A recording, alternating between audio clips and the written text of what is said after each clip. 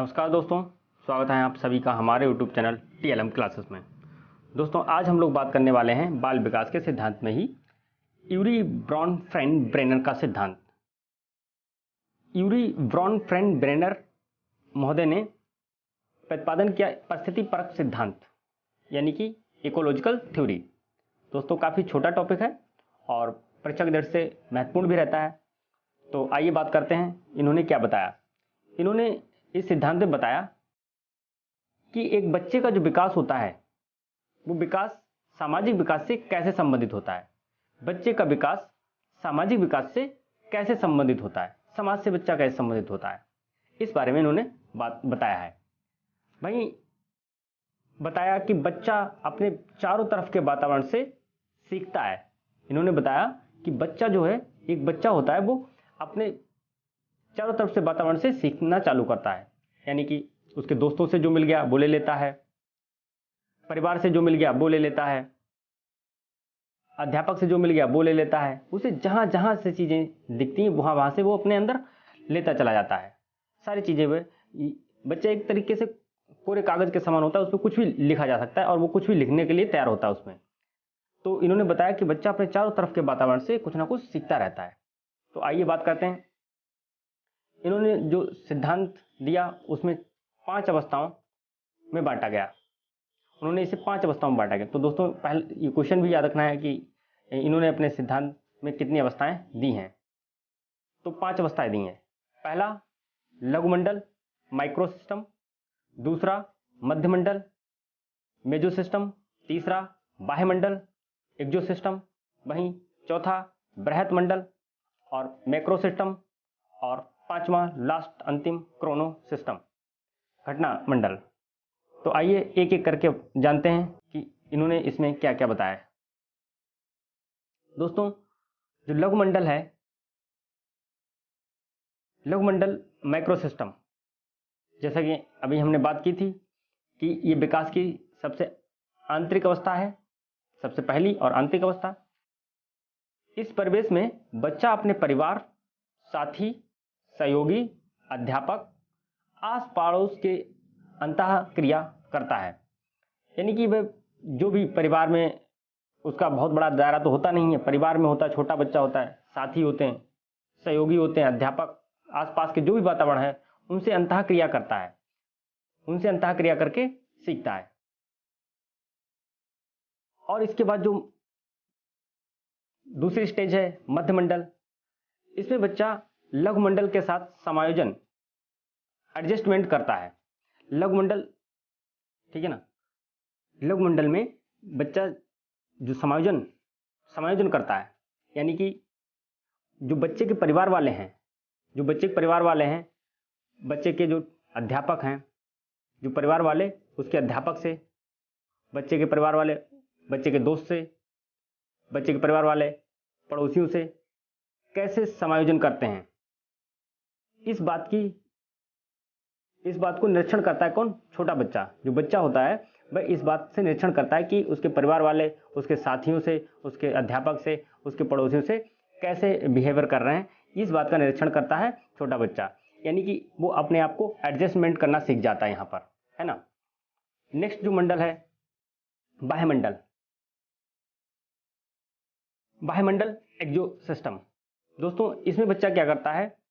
बाह्यमंडल, बच्चा स्वयं तो इसमें नहीं होता है, पर उसके निकटस्थ वातावरण, यानी उसके पास का जो वातावरण, यानी कि जैसे बात कर लेते हैं माँ बाप का कार्य, जो माँ बाप कार्य कर रहे होते हैं, ये भी तो बच्चे को प्रभावित करता है। माँ बाप का कार्य बच्चे को प्रभावित करता है। वहीं स्वास्थ्य कल्याण केंद्र होते हैं, ये भी बच्चे को प्रभावित करते हैं। उसका स्कूल, कॉलेज, मंदिर, मस्जिद, ये सारी जो स्थल होते हैं, ये सारे के सारे स्थल बच्चे को धीरे धीरे प्रभावित करना चालू कर देते हैं। तो ये जो मंडल कहलाएगा वो बाह्यमंडल कहलाएगा, यानी एक्जो सिस्टम। आइए बात करते हैं फोर्थ मंडल की, बृहत मंडल। इसमें बच्चा क्या करता है? तो बृहत मंडल के अंतर्गत वह संस्कृति आती है जिस संस्कृति में वह रहता है, कल्चर। इसमें व्यक्ति रहता है, इसके अंतर्गत सांस्कृतिक मूल्य, प्रथाएं, सामाजिक आर्थिक स्तर, यानी कि सोशल और इकोनॉमिकल स्ट्रक्चर क्या है, एवं सामाजिक संसाधन सम्मिलित होते हैं। दोस्तों, बृहत मंडल में वह सारी चीज़ें आ जाती हैं जो उसके सांस्कृतिक मूल्य जैसे प्रथाएं, सामाजिक आर्थिक स्तर, ये सारी चीज़ें बच्चे को प्रभावित करने लगती हैं। तो ये बृहत मंडल के अंतर्गत आता है। आइए लास्ट मंडल की बात कर लेते हैं, जो कि है घटना मंडल। घटना मंडल में व्यक्ति के जीवन क्रम की घटनाएं, यानी कि जब बच्चा जिस टाइम पीरियड में बच्चा पैदा हुआ है, उस टाइम पीरियड में उसके जीवन क्रम की जो घटनाएं हैं वो बच्चे को प्रभावित करती हैं। उस काल की जो सामाजिक ऐतिहासिक परिस्थितियां हैं, मतलब जिस काल में बच्चा पैदा हुआ है उसमें उस समाज की क्या स्थिति है, क्या स्टेटस है, और ऐतिहासिक परिस्थितियां जो हैं, ऐतिहासिक परिस्थितियां हिस्टोरिकल क्या परिस्थितियां बनी हैं, वो चीज़ें बच्चे को प्रभावित करने लगती हैं। व्यक्ति की ऐतिहासिक जो परिस्थितियां होती हैं, ये बच्चे पर गहरा प्रभाव डालती हैं। तो ये घटना मंडल में आता है। आइए इन शॉर्ट में समझ लेते हैं इन सारी चीज़ों को। एक देखिए दोस्तों, पहले बात कर लेते हैं, जैसे ये मान लो बच्चा है, ये जो है, आप एक सेकंड,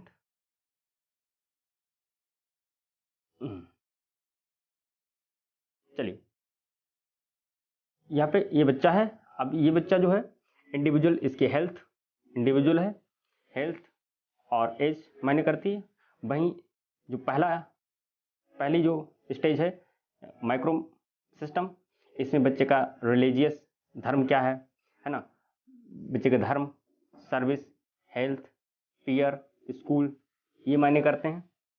फिर जब बच्चा और थोड़ा सा बड़ा होता है, मेजो सिस्टम में पहुंचता है, और मेजो सिस्टम में बच्चा एडजस्टमेंट करता है, किससे, अंतःक्रिया करेगा, यानी कि जो लोग यहाँ पर थे, स्कूल, पीयर, ये इन यहाँ पर जो भी चीज़ें थीं, इनसे एडजस्टमेंट करता है, अपने आप को ढालता है, अपने आप को वातावरण के अनुसार बनाता है, तैयार करता है।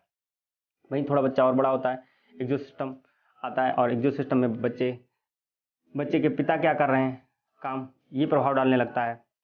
मास मीडिया, परिवार, नाइबोर्स, उसके जो पड़ोसी हैं, उनका प्रभाव बच्चे को पड़ने लगता है। पॉलिटिकल, सोशल स्टेटस, ये बच्चे के ऊपर प्रभाव डालने लगता है। नेक्स्ट बात कर लेते हैं, यदि मैक्रो सिस्टम में बच्चे का कल्चर आ जाता है, मोरलिटी आ जाती है, नैतिकता, सामाजिक आर्थिक स्थिति आ जाती है, ये चीज़ें बच्चे के ऊपर प्रभाव डालने लगती हैं, है ना। नेक्स्ट जो आता है आपका, अगर बात करें लास्ट, क्रोनो सिस्टम में बच्चा ऐतिहासिक स्थितियाँ उसके ऊपर बच्चे के ऊपर प्रभाव डालती हैं, यानी जिस काल में बच्चा पैदा हुआ है, उस काल की सारी परिस्थितियाँ बच्चे के ऊपर क्या करती हैं, ऐतिहासिक परिस्थितियाँ उसके ऊपर प्रभाव डालती हैं।